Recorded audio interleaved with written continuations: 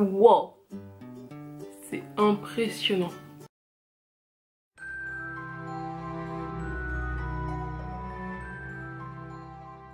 Bonjour, j'espère que vous allez bien. Aujourd'hui on se retrouve pour une nouvelle vidéo. Et est-ce que vous savez pourquoi je suis contente de vous retrouver aujourd'hui pour une nouvelle vidéo? Parce que exprès pour vous, j'ai mis du gloss et il a un goût de brownie. Et du coup c'est bon les brownies au chocolat. Du coup je suis contente de tourner une vidéo. Et aujourd'hui je vous retrouve pour un genre de vidéo que je n'avais pas fait depuis très longtemps. Et pour cause, j'avais du mal à les tourner. Donc en fait je vous retrouve pour un update lecture. Et pourquoi j'avais du mal à les tourner? Parce que c'est une formule qui ne me convient pas forcément, en tout cas qui ne me convenait pas forcément.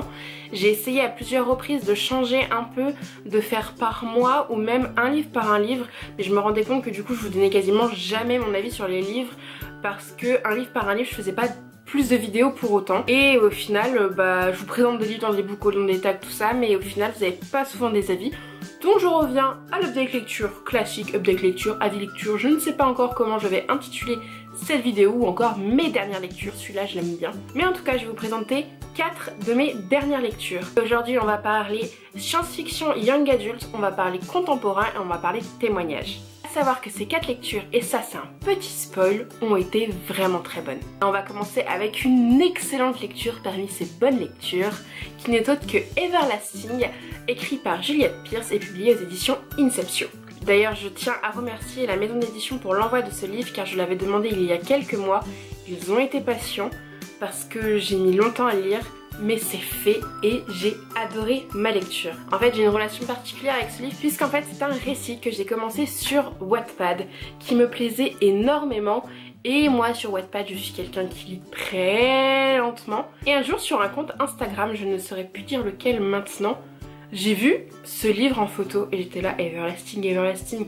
L'Everlasting que je lis sur Wattpad. Et oui, c'était bien celui-là. Du coup il m'a envoyé ce beau bébé et je suis hyper contente de vous présenter aujourd'hui parce que ça fait partie de mes meilleures lectures de ce début d'année. Everlasting c'est quoi? C'est l'histoire de Az, une jeune qui a à peu près une vingtaine d'années me semble-t-il, et qui vit dans un monde un peu post-apocalyptique où il faut absolument avoir une âme sœur. Genre l'amour règle un peu tout, enfin l'amour d'une âme sœur, en tout cas le lien avec une âme sœur permet un peu d'avoir accès à tout ce qu'il vous faut dans la société. C'est grâce au fait que vous ayez une âme sœur, que vous avez un bon travail, que vous avez un bon logement, que vous vivez aussi dans la partie riche de la société, parce qu'en gros si vous n'avez pas d'âme sœur, et vous êtes un peu déclaré comme un peu instable et du coup vous êtes un peu rejeté si vous n'avez pas d'âme sœur. Les âmes sœurs, comment on les choisit dans Everlasting? C'est assez simple, c'est un logiciel qui vous dit quelle est votre âme sœur. Généralement ça arrive autour des 16-18 ans et nous suivons Az, une jeune personne qui a donc une vingtaine d'années et le logiciel lui a détecté aucune âme sœur. Qui lui pose un peu problème, elle vient de se faire virer de son travail, elle a eu un grand amour qui lui a eu une autre âme sœur qui est partie avec et du coup elle se retrouve un peu sans rien. Jusqu'au jour où elle est contactée par la société qui s'occupe de ce logiciel pour devenir le cobaye de Everlasting 2.0 et être cobaye de ce genre d'expérience. Ça peut être sympathique quand effectivement on empoche beaucoup d'argent, mais vous vous doutez bien que dans une dystopie post-apo, peut y avoir des dégâts. Et donc on va suivre Az et ses compagnons dans cette aventure parce que autant vous dire que Everlasting a quelques secrets. Donc ce livre c'est un beau bébé que j'ai adoré redécouvrir pour le début même s'il a été beaucoup remanié et découvrir par la suite. C'était vraiment une super lecture. J'ai eu la chance de rencontrer Juliette Pearce à Livre Paris et c'était vraiment un moment d'échange incroyable. J'adore sa plume, j'adore l'idée de base de ce roman. J'aime énormément les personnages. Je vous en dirai pas plus à ce niveau-là parce que chaque personnage est hyper important et assez complexe. Mais j'ai beaucoup aimé le personnage de Az. J'arrive jamais à savoir comment ça s'appelle. Je crois que c'est Az, mais moi je dis Az. En fait, moi ce que j'ai vraiment adoré dans ce livre, c'est donc que ça part d'un logiciel, donc c'est assez scientifique.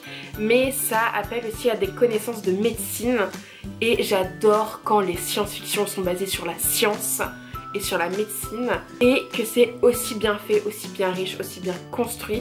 Franchement j'avais l'impression parfois de relire mes cours de médecine d'il y a quelques années et ça fait du bien d'avoir un vrai bon bagage scientifique et médical dans des science-fiction. Et c'est vraiment un gros point fort dans ce roman. Autre point fort, comme j'ai pu le dire, ce sont les personnages tous aussi complexes qui apportent des rebondissements auxquels on ne s'y attend pas du tout, mais alors vraiment pas du tout. J'ai été surprise à plusieurs reprises et cliffhanger de chapitre, j'étais là, non, je suis fatiguée mais je dois lire la suite, je ne peux pas rester là-dessus. Et le pire cliffhanger, c'est le final de ce roman qui est un one-shot. Le final de ce roman, comment vous dire que c'est le genre de final que j'adore plus que tout en dystopie. C'est un final parfait auquel on ne s'y attend pas, avec plein de rebondissements. C'est le genre de final que personnellement j'aime. Je veux pas vous spoiler ce genre de choses, mais ça se finit exactement comme je voulais que ça se finisse, même si je m'attendais pas du tout à ce que ça se finisse comme ça. J'ai fermé le bouquin, j'étais là, oh my god, what? Qu'est-ce qui vient de se passer? C'est trop bien. Regardez, j'ai un marque-page.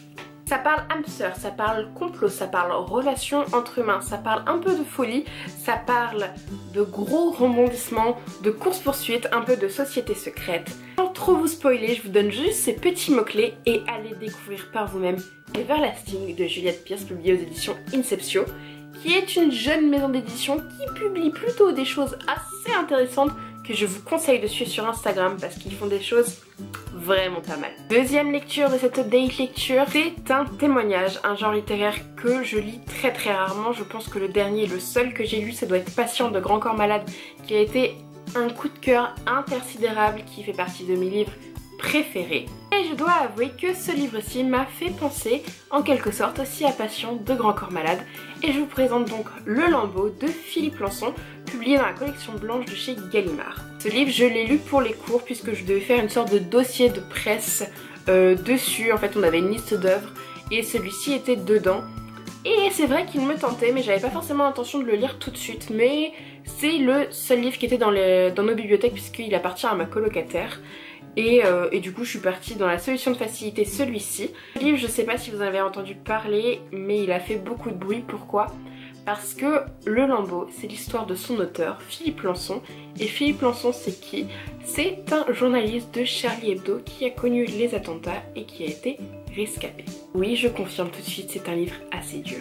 Outre le témoignage de quelqu'un qui a vécu les attentats, c'est surtout le témoignage d'une personne qui a été traumatisée par les attentats, qui a été touchée par les attentats et surtout qui doit se reconstruire, autant physiquement que moralement après les attentats. Pourquoi? Parce que Philippe Lançon, lors de l'attentat, a été défiguré. Il y a une bonne partie de sa mâchoire qui a été complètement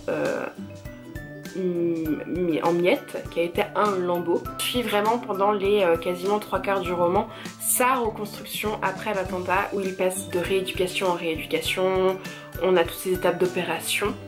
Et en fait c'est vraiment un beau récit et c'est en ça que je trouve qu'il ressemble à Patient de Grand Corps Malade, c'est parce que c'est vraiment la reconstruction de quelqu'un après un traumatisme. Alors oui, c'est une lecture qui est assez compliquée et pour la petite anecdote, c'est assez compliqué de trouver un moment pour lire ce livre et c'est pour ça que j'ai mis 1 mois et demi je crois à le lire. Un soir je le lisais à 22h30 et je finissais le chapitre 3. Je tourne la page, je voulais continuer à lire, chapitre 4, l'attentat. C'est le nom du chapitre. Et je me suis dit à 22h30, est-ce que j'ai envie de vivre par procuration le témoignage de quelqu'un qui a vécu les attentats? Non, je me suis arrêtée dans ma lecture et en fait c'est le genre de roman qui est vraiment très bon, mais qui pour moi se lit sur la longueur parce que c'est assez compliqué de se trouver un moment tranquille pour lire ce livre. Et personnellement en ce moment j'ai besoin de lecture détente et c'est un très bon roman, mais c'est pas forcément un récit détente. Comme je disais, ce récit c'est surtout la reconstruction d'un homme et en fait ce livre est vraiment très bien écrit parce que c'est un journaliste, on ressent l'écriture journalistique et aussi un peu scientifique parce qu'il ne lésine pas sur les détails quand il parle des opérations, des boules chères, ce genre de choses. Mais ce livre c'est aussi un récit de vie parce qu'à travers certains objets, à travers certains moments de quand il est à l'hôpital, même un peu avant les attentats, ça lui rappelle des personnes, des voyages qu'il a pu faire pour le travail qui se sont déjà passés. Et j'ai beaucoup aimé ce procédé d'écriture de je prends un objet à cet instant et il me fait remémorer une histoire passée. Ce qui est beau aussi, c'est que c'est pas un récit culpabilisant, c'est pas un récit qui pointe du doigt les attentats. Il le dit dans son livre que c'est pas le but. Et il le dit qu'il est pas plein de haine. En fait, il est juste traumatisé par un événement qui l'a heurté autant physiquement que moralement. Ce livre aurait pu être un outil de haine vis-à-vis des attentats et ça ne l'est pas, et rien que pour ça je trouve que c'est vraiment un beau livre. Je dirais pas à tout le monde de le lire parce que âme sensible s'abstenir, mais ça permet de comprendre peut-être un événement qui a heurté la France entière, et du coup c'est quand même un excellent livre, une belle lecture dans laquelle il faut prendre son temps pour l'apprécier, mais merci Philippe Lançon d'avoir écrit ce livre. Troisième lecture de cette update lecture, et je crois que c'est mon plus gros coup de cœur de l'année 2019 que j'ai fini il y a quelques jours à peine, et tout le monde me le vendait super bien et les gens avaient raison. Parfois il y a des livres, on te les vend super bien, t'es hypé, t'as envie de le lire et tu finis déçu parce que bah on te l'a tellement survendu que tu pensais que c'était exceptionnel et au final ça n'est pas tant que ça. Mais lui, tout le monde dit que ce livre est exceptionnel et je rejoins tout le monde, je suis un mouton. Ce livre est exceptionnel et je vous parle de quoi? Sirius de Stéphane Servan, publié aux éditions du Rouergue. Déjà, admirez cette beauté. Pas moi, hein. Le livre. C'est vrai que la première fois que je l'ai vu, je suis tombée amoureuse de la couverture. J'ai lu la 4e ensuite, je suis tombée amoureuse de la 4e. J'ai acheté ce livre à Montreuil 2017, j'avais dit c'est ma prochaine lecture. Je l'ai lu en avril 2019. Bravo Jonathan. Ce livre est merveilleux. Ce livre c'est une science-fiction young adult, c'est une dystopie, c'est un récit post-apocalyptique où on suit deux jeunes gens, Avril, une jeune ado, et Kid, son petit frère qui a 3-4 ans à peu près dans l'histoire. Et en fait, on commence le récit, ils sont seuls dans une cabane en plein milieu de la forêt. Tout ce qui est espèce animale a disparu. Les espèces humaines, on se demande s'il reste vraiment des gens en fait dans ce monde et dans les alentours. Pourquoi il n'y a plus toutes ces espèces? Parce qu'il y a quelques années, un virus a complètement envahi la Terre et tout le monde pense que c'est la cause des animaux. Donc dans ce récit, on suit donc Avril et Kid, deux jeunes enfants et ados qui vont essayer de retrouver leurs parents. Parce que c'était la promesse qu'ils avaient faite en partant. Un jour on retrouvera Sirius qui est leur chien. Et il nous guidera jusqu'à la montagne, là où leurs parents habitaient avant. Et un jour Sirius arrive, mais ce n'est pas un chien qui se matérialise, c'est un cochon. Alors oui, il n'y a plus d'espèces animales sur Terre, mais un cochon vivant est là. Et en fait, il a une petite étoile blanche sur le front, comme leur chien Sirius. Donc Kid, l'enfant, assimile ce cochon à son chien Sirius. Et un peu dans les jupes de sa sœur, il est là, c'est bon, c'est le moment, il faut qu'on se dirige à la montagne. Et du coup, Avril et Kid traversent 36 000 péripéties et rebondissements, tous aussi impressionnants que flippants, qui nous font souffrir. On se demande à chaque fois comment ils peuvent s'en sortir et continuer l'étape suivante. C'est une sorte de road trip, c'est un récit d'aventure, c'est un récit dystopique. C'est un beau récit. Et la force de ce récit, alors déjà la plume de l'auteur est tout à fait incroyable et saisissante. Elle pousse le récit d'une manière assez incroyable. Ce que j'aime beaucoup grâce à sa plume, c'est que c'est une dystopie assez lente. C'est pas un gros blockbuster avec d'explosions, des armes, ce genre de choses. C'est une dystopie plus calme, plus lente, mais tout aussi, voire plus impactante. C'est juste magnifique. L'énorme plus encore de ce roman, je crois, ce sont les personnages. J'ai eu un réel coup de cœur pour le petit Kid, qui est juste tellement touchant, tellement compréhensif, tellement attachant. Kid, c'est le genre de gamin que tout le monde rêve d'avoir dans son entourage, que ce soit son enfant, son frère, son neveu, son meilleur ami. Kid, c'est vraiment un personnage qui mériterait d'être réel et de sortir de ces pages du livre parce que franchement il est exceptionnel. Et Avril aussi est vraiment, vraiment excellente. Elle est vraiment en complexité, en nuances et j'ai vraiment beaucoup adoré ce personnage aussi, mais j'avoue que j'ai un coup de cœur ultime pour le petit Kid. Ces deux jeunes vont vivre vraiment des choses assez atroces mais qui va leur révéler aussi la beauté du monde. Waouh! Stéphane Servan a fait un travail vraiment exceptionnel pour nous rappeler que la Terre est belle et qu'il faudrait qu'on évite de la détruire jour après jour. Et ouais, la Terre est belle. Et là encore, je remercie l'auteur, mais merci Stéphane Servan pour ce merveilleux roman parce que c'est waouh, juste waouh, j'ai pas les mots. Voilà, on approche de la fin de cette update lecture. Il me reste qu'un seul livre à vous présenter et je vous présente donc Le tombeau d'Apollinaire, écrit par Xavier Maribonneau et publié aux éditions Belfond dans la collection Pointillé. C'est de la littérature française. Je remercie les éditions Belfond au passage pour l'envoi de ce livre. Dans ce livre, on va suivre Philippe, qui est un jeune soldat pendant la Première Guerre mondiale, qui sort tout juste de l'Égypte de sa mère. Il est vraiment jeune. Tous les jeunes de cette époque-là, on l'a enlevé des bras de la famille pour aller faire la guerre. Et durant la Première Guerre mondiale, il va rencontrer qui? Un grand poète que nous connaissions tous maintenant, Guillaume Apollinaire, qui est en fait son chef à la guerre.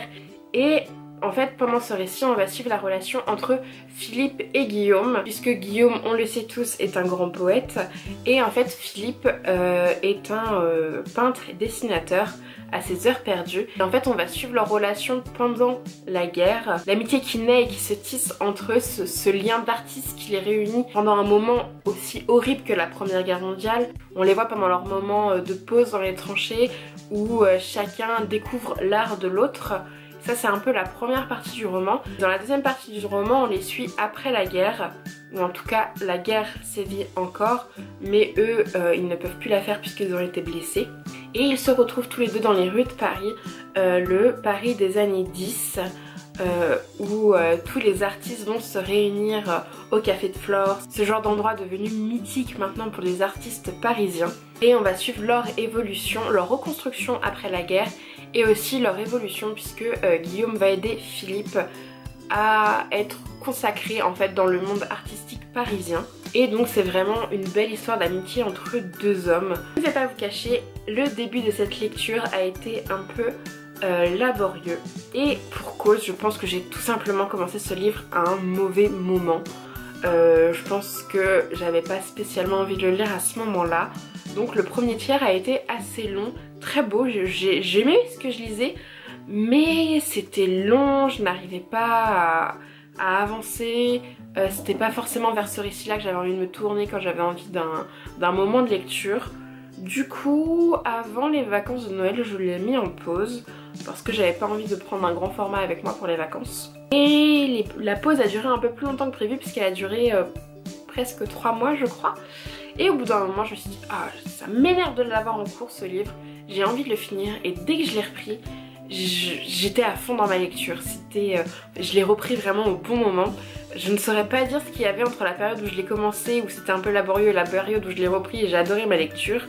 Mais il s'est passé un truc qui fait que je suis très contente de l'avoir repris et d'avoir terminé ce livre, parce que les 2 tiers de ma lecture, les 2 derniers tiers de ma lecture, je me suis éclatée. C'est vraiment une jolie plume, c'est une jolie histoire. J'aime beaucoup les récits qui se passent pendant la guerre. C'est une manière assez ludique en quelque sorte d'en apprendre plus sur l'histoire de notre pays, même si c'est de la fiction, hein, mais il y a quand même des éléments qui rappellent l'histoire réelle de la France. Vraiment je me suis éclatée, c'est une belle histoire d'amitié. On aime bien mettre les relations amoureuses en avant dans des récits, et là une relation d'amitié ça fait du bien que ce soit celle-ci qui soit au premier plan. Ce que j'ai apprécié dans ce livre et je pense ce qui m'a aidé à bien reprendre la lecture, c'est que les chapitres sont assez courts, du coup c'est assez rythmé et ouais, c'est bête à dire mais moi j'aime bien quand les chapitres sont courts, je m'immerge davantage dans la lecture. Et du coup c'était très appréciable. J'ai beaucoup aimé le personnage de Philippe. C'est typiquement le genre de personnage, de comportement que j'aime retrouver dans un personnage d'un livre. Quelqu'un d'assez posé, qui presque s'excuse d'être là. Et vraiment j'ai beaucoup aimé sa mentalité dans ce livre.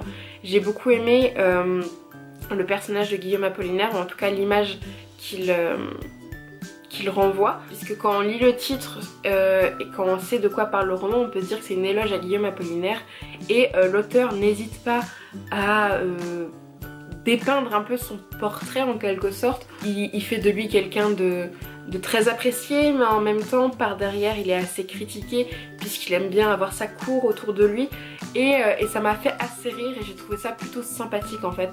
de suivre les aventures de Guillaume Apollinaire de ce point de vue là et pas que ce soit seulement une éloge de ce grand poète.